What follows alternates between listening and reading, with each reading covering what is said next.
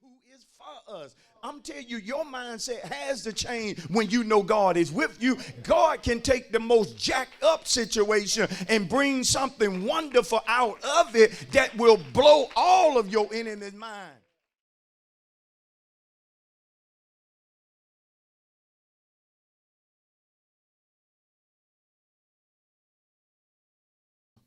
What you allow your mind to be upon and to stay upon is important, because your thinking can help you and your thinking can hurt you. Forget about what your enemies want to do. Your thinking, the way you choose to think, you can hurt yourself. You can be behind in life not because of what other folk are doing, but just simply how you think. How you think is hurting you. And you notice when you listen to how some folk talk, because based upon how you think, that's what's coming out your mouth. And how many have ever heard folks say things and then you were wondering why things was the way they was in their life, but then when you got to listening to them, you knew what the problem was. Am I right? Some of us that's mature in God, we can just listen to the way some so-called saints talk, and then it's no wonder you depressed. I see why your self-esteem is so low. Listen at the things that come out of your mouth. See, we have to examine how we think. Because sometimes when your thinking is not right, you have to get to a place to where you can empty out vain thoughts. You can get to a place to where you have to do what Paul said in Romans 12:2. You have to renew your mind. Paul said, be not conformed to this world, but be ye transformed by the renewing of your what? Sometimes our mind need to be what? Renewed. What's taking place when you're renewing your mind? Mainly, you're getting things out of your mind that don't need to be there. You got to get rid of thoughts that keep telling you it ain't going to work out, even though God been telling you trust him and believe that it's already getting better. You got to empty out those vain thoughts that tell you it ain't going to work out. Come on, because those thoughts will be harmful. Your thinking can cause you to be productive, but guess what, saints? Your thinking can cause you to be a failure. Some of us know that what I'm teaching tonight is real because it has been your own thinking that kept you in prison, kept you locked up, kept you from doing things that you knew it was a season for you to do things. But the only reason you didn't move is because your thinking had you in prison.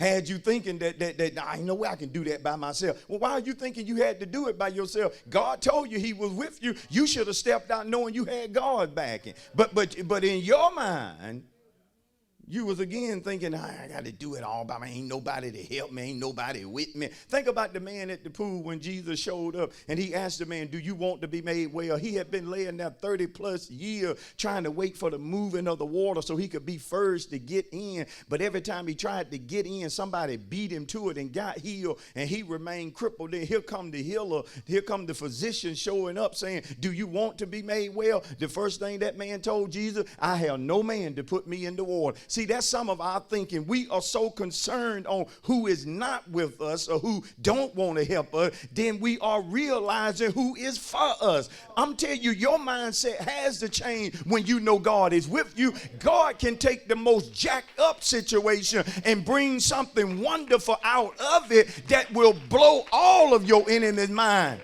Am I right about that? But how are you thinking? How are you thinking? Your own thinking can defeat you even before the battle begins. Some of us, we headed into battles and we already defeated in our mind. God give you an instruction, tell you to do something, and here you go half-heartedly doing it because you're doing it with a mind like, I know this ain't going to work. I know they ain't going to hire me. Look at your thinking. Look at you thinking. You hear 3 folks talking about, they ain't going to give nobody no raise this year. Next thing you know, you get that in your mind now. That's coming out your mouth. We ain't going to get no raise. You should be the one person right now saying, look, if they don't get nobody else raise, they're going to give me one. I'm going to get a raise this year.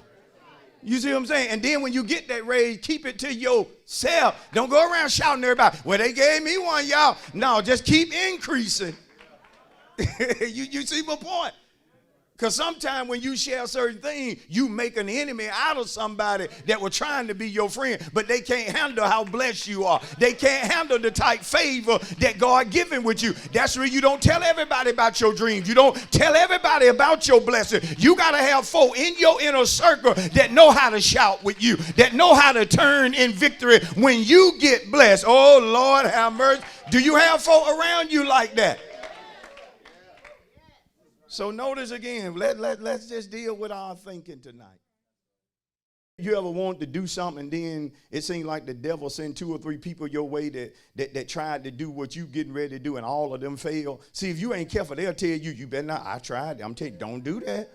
You see, and if you ain't got your mind in the place it need to be, you won't even step out and do what God told you to do based upon it not working out for somebody else. When if you got the right thinking, you should be able to say, look, because it didn't work out for you, don't mean it's not going to work out for me. I'm not going in my own strength. I'm going by the power and the might of God. God is with me in this that I am doing. Amen.